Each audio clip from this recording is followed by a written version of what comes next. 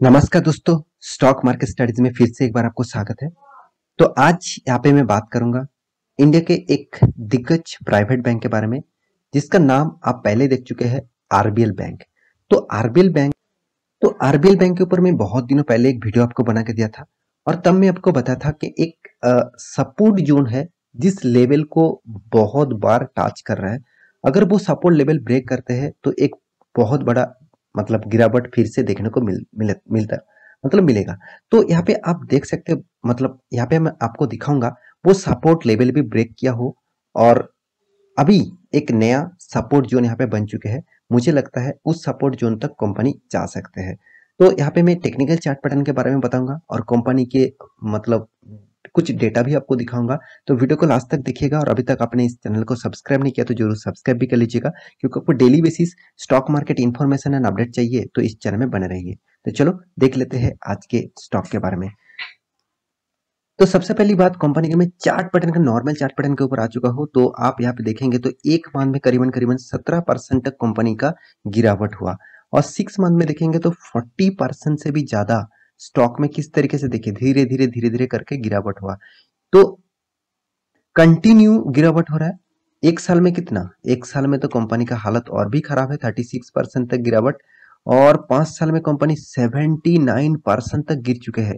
देखिए कंपनी का जो प्राइस रेंज अराउंड आप देखेंगे तो 600-700 रुपीज के नजदीक चल रहा था, वो अभी करीबन करीबन आप देखने को मिलेगा 117-20 रुपीज के अंदर चला है। तो 600 रुपीज से 120, अराउंड 80% तक कंपनी का गिरावट कोई छोटा मोटा गिरावट तो नहीं है। तो इस गिरावट के पीछे बहुत सारे कारण है और बहुत सारे लॉजिक भी है। मैं आपको उसके बारे में भी बात करूंगा। तो सबसे जो मेन लॉजिक इस यहाँ पे काम कर रहा है, जो मैं आपको हमेशा बता के आया हूँ, कंपनी का मार्केट कैप। कंपनी 6,000 मान के चलिए 7,000 करोड़ का मार्केट कैप है। 7,000 करोड़ का मार्केट कैप मतलब एक small cap mid cap type company है। तो एक बहुत छोटा सा कंपनी है। छोटा सा कंपनी होने के नाते देखिए, जितना छोटा कंपनी उतना ज्यादा वोलाटिलिटी। आप देखेंगे कितना वोलाटिलिटी है इस कंपनी के ऊपर। तो इतना ज्यादा वोलाटिलिटी है इस कंपनी के ऊपर, तो उसमें से देखा जाए तो कंपनी का जो अभी फिलहाल का जो परफॉर्मेंस है, वो मैक्सिमम चार्ट पैटर्न ओपन कर दूं तो 61% तक लॉसेस कंपनी चल रहा है। तो यहाँ पे गिरावट क्यों हो रहा है और इस गिरावट कितना दूर तक हो सकते हैं। तो चलो मैं कंपनी के डिटेल्स के बारे में बात करूं। तो सबसे पहले मैं कंपनी के जितने सारे कंपटीटर है उसके ऊपर मैं आ चुका हूँ। तो कंपनी का कंपटीटर मतलब कंपनी का जो पेयर्स है, आप जिस दूसरे कंपनी से कंपैरिजन किया जाए तो वो कंपनी किस तरीके से काम कर रहा था और इस कंपनी किस तरीके से काम कर रहा है, उससे आपको एक अंदाजा लग जाएगा कि आपको कौन सा स्टॉक में रहना है और कौन सा स्टॉक में आप रॉन्ग एंट्री कर चुके हैं और वहां से आपको एग्जिट होना है। देखिए, दिग्गज इन्वेस्टर वॉरेन बफेट जी ने एक बात हमेशा उन्होंने कहा है कि आप कितना स्टॉक में निवेश कर रहे हैं ये इंपॉर्टेंट नहीं है, आप कितना कम स्टॉक में इन्वेस्ट कर रहे हैं वो इंपॉर्टेंट है। और जिस कम स्टॉक में आप इन्वेस्ट कर रहे हैं वो कितना आपके लिए परफेक्ट है और कितना वो अच्छा खासा रिटर्न दे सकते हैं, उसका भविष्य क्या है, वो आपको जानना जरूरी है। अगर आपने कोई गलत स्टॉक उठा लिया तो वो सबसे पहले आपको आपको अच्छे खासे स्टॉक देखने से पहले वो गलत स्टॉक को पहले एनालिसिस करना है और उसको आपको लॉसेस में भी पड़े तो काटना पड़ेगा। तो तभी आप अच्छा खासा प्रॉफिट कमा पाएंगे। मान के चलिए 2 स्टॉक आपको जबरदस्त प्रॉफिट दिया मगर बाकी 5-7 स्टॉक आपको लॉस दिया, इसका मतलब अल्टीमेटली आप कभी भी प्रॉफिट नहीं कमा पाएंगे। तो इसीलिए मैं हर कंपनी के डिटेल्स आपके सामने रखता हूँ। जितने सारे बहुत सारे दोस्त बहुत सारे कंपनीज के ऊपर निवेश करके रखे थे रखते हैं, मुझे बहुत सारे कमेंट्स भी आते हैं कि सर इस कंपनी के ऊपर वीडियो बना के दीजिए। इसका मतलब वो ज्यादातर मैं देखता हूँ रिटेल निवेशक ज्यादातर पेनी स्टॉक और खराब स्टॉक के ऊपर निवेश कर देते हैं। वो कभी रॉकेट की तरह भागे थे और वो उसको देख के ही कंपनी के ऊपर निवेश कर दिया।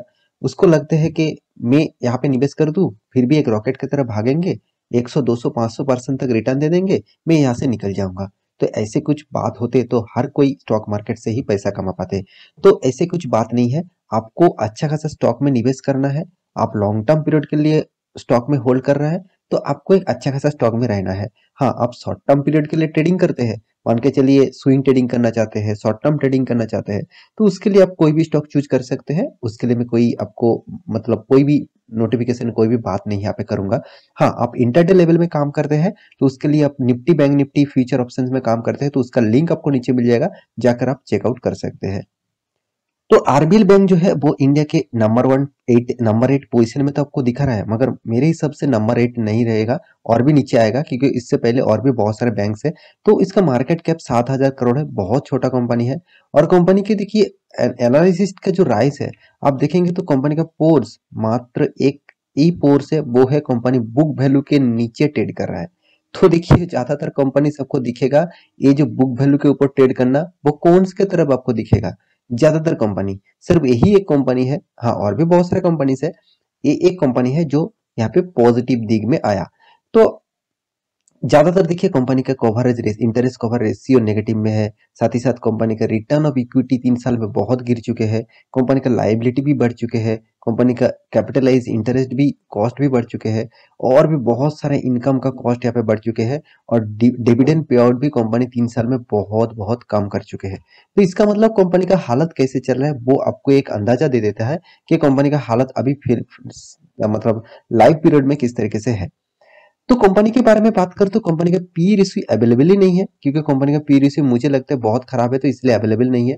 कंपनी का इंडस्ट्रीज पी रेशियो 17 है, चलो ठीक है। कंपनी का एनुअल इनकम 500 करोड़ है। आप कहेंगे सर कंपनी तो आप बोल रहे थे कंपनी उतना खास नहीं है, फिर भी देखिए प्रॉफिट तो किया, प्रॉफिट तो हुआ।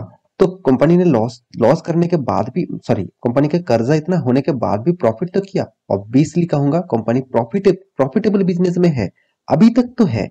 तो फ्यूचर में क्या करेगा वो आपको बाद में पता चलेगा, क्योंकि देखिए कंपनी का जो रेशियोज आपने देखे तो देखिए कैपिटल एक्विजिशन जो रेशियो है वो 17% है, नेट इंटरेस्ट मार्जिन जो है वो 4% का है, ग्रॉस एनपीए 1.84 है, सॉरी 1.84 है, और नेट एनपीए 0.71 है। देखिए पैरामीटर ऑब्वियसली पॉजिटिव में है। एनपीए जितना कम होगा, जितना ग्रॉस एनपीए नेट एनपीए कम होगा, जितना इंटरेस्ट मार्जिन ज्यादा होगा, और मतलब उस कंपनी में एक पॉजिटिविटी आपको दिखेगा। तो कंपनी के ऊपर कुछ नेगेटिविटी है, कुछ पॉजिटिविटी भी है। जैसे पॉजिटिविटी क्या है, कंपनी के हाथ में कैश भी देखिए 7,400 करोड़ का कैश है, और कंपनी का जो डेप्थ ऑफ इक्विटी है देखा जाए तो 6.66 है। ओवरऑल कंपैरिजन करूं तो एचडीएफसी बैंक को एक्सिस बैंक, उनमें से देखा जाए तो company same to same depth of equity लेकर काम कर रहा है, क्योंकि आप खुद ही देख लेंगे तो आपको पता चलेगा कि यहाँ पे आप देख सकते हैं एचडीएफसी बैंक का कितना 7%, आईसीआईसीआई कितना 7%, इंडसइंड बैंक कितना 7%, एक्सिस बैंक कितना 8%। इसका मतलब सेम टू सेम लेवल में भी यहाँ पे देखने को मिला। अभी देखना है कंपनी का क्वार्टर बेसिस का रिजल्ट। कंपनी का क्वार्टर बेसिस का रिजल्ट देखेंगे तो कंपनी हर क्वार्टर में प्रॉफिट किया, सिर्फ बीच में एक जून क्वार्टर मतलब फर्स्ट जो क्वार्टर आया था उस क्वार्टर में कंपनी लॉस किया, वो भी जबरदस्त लॉस। देखिए मैं एक बात और भी आपको बताना चाहता हूँ यहाँ पे, मान के चलिए आपका एक बिजनेस है, आप 4 क्वार्टर के हिसाब करके आपको प्रॉफिट होते हैं, तो मान के चलिए आप 10 करोड़ 10 करोड़ 10 करोड़ तक कंपनी 3 क्वार्टर में हमने प्रॉफिट किया। कितना प्रॉफिट किया, टोटल 30 करोड़ का। चलो अच्छे है, अच्छा आपने 10 10 10 10 करके प्रॉफिट किया। मैं एग्जांपल के हिसाब से आपको बता रहा हूँ। तो मान के चलिए जो 4 नंबर क्वार्टर था, जो 4 नंबर क्वार्टर था वो आपने क्या किया, उसने आपको आपने लॉस किया 50 करोड़ का। तो अल्टीमेटली आपका हाथ में क्या बचेगा, ऑब्वियसली -20 करोड़। तो इसका मतलब आपका लॉस ही हुआ ना। तो आपको देखना है कि प्रॉफिट जिस तरीके से हो रहा है उस तरीके से आपको प्रॉफिट ना भी हो, आपको लॉसेस में जाना नहीं है, और लॉसेस भी हो तो लॉसेस को कंट्रोल करना पड़ेगा, तभी आपको अच्छा खासा फायदा यहाँ पे देखने को मिलेगा। तो यहाँ पे बीच में एक बार कंपनी लॉस किया, और वो भी बहुत ज्यादा, क्योंकि उस तरीके से इनकम कंपनी ने कभी भी नहीं किया था, तो लॉसेस यहाँ पे ज्यादा देखने को मिला। फिर भी देखिए year of year basis company का परफॉर्मेंस शानदार है। मैं ये नहीं कहूँगा कंपनी खराब है, कंपनी में जबरदस्त परफॉर्मेंस यहाँ पे देखने को मिलेगा। कुछ पैरामीटर नेगेटिव है, कुछ पैरामीटर पॉजिटिव है, और रिटर्न के मामले में कंपनी आपको तो पूरा के पूरा फंड अभी बहुत सारे दोस्त मतलब इन्वेस्ट करके उसको लग रहा है कि मैं तो पूरा बर्बाद हो गया, क्योंकि 30 40 50% तक कंपनी आपको लॉसेस दे रहा है। तो एक बिग लॉसेस यहाँ पे माना जाता है। 50% 60% लॉसेस मतलब आपका फंड का 60% लॉसेस मतलब बहुत बड़ा है। मान के चलिए आप 1 लाख रुपया निवेश करके रखे थे, उसमें 60,000 लॉस हो जाना तो कोई आम बात नहीं है। बहुत सारे इमोशन इस पैसे के ऊपर जुड़े रहते हैं। तो मैं जरूर कहूंगा कंपनी का सेल्स बहुत शानदार है, कंपनी का प्रॉफिट मार्जिन भी खराब नहीं है। अभी आपको क्या करना है, आपको आप जितने सारे दोस्त इस कंपनी के ऊपर निवेश करके रखे हैं उसको आपको होल्ड करना चाहिए। क्यों होल्ड करने के लिए बोलो? क्योंकि देखिए कंपनी के पैरामीटर बहुत सारे मैं दिखा चुका हूँ। इनकम रेशियो, कंपनी का अर्निंग सारे के सारे पॉजिटिव में है। साथ ही साथ एक चीज मुझे सबसे अच्छे लगा, वो है कंपनी का रिजर्व। कंपनी का रिजर्व हर साल कंपनी का रिजर्व बढ़ते जा रहा है। तो एक सबसे बड़ी बात है। हाँ, कर्जा भी बढ़ रहा है, ये बात भी ठीक है, मगर कंपनी का रिजर्व भी बढ़ रहा है।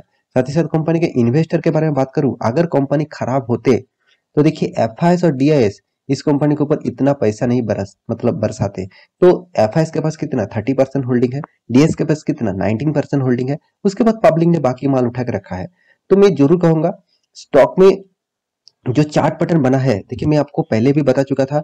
यहाँ पे जो लेवल है 160 रुपये का जो लेवल है, इस लेवल अगर ब्रेक करते हैं तो आपको 100 100 रुपीज तक देखने को मिल सकता है। तो अभी करंट सिनेरियो 120 115 रुपीज में चल रहा है। तो मुझे लगता है यहाँ पे जो कोरोना के लॉकडाउन का सिचुएशन का जो लो था, इस लो तक आ सकते हैं। अगर देखना है इस लो को अगर ब्रेक करता है तो कंपनी के ऊपर और भी भारी भरकम गिरावट देखने को मिलेगा और लाइफ टाइम का लो देखने को मिल सकता है।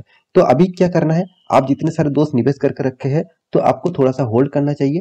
और नया निवेशक निवेश करना चाहते हैं तो आप इस कंपनी के ऊपर छोटा मोटा अमाउंट निवेश कर सकते हैं।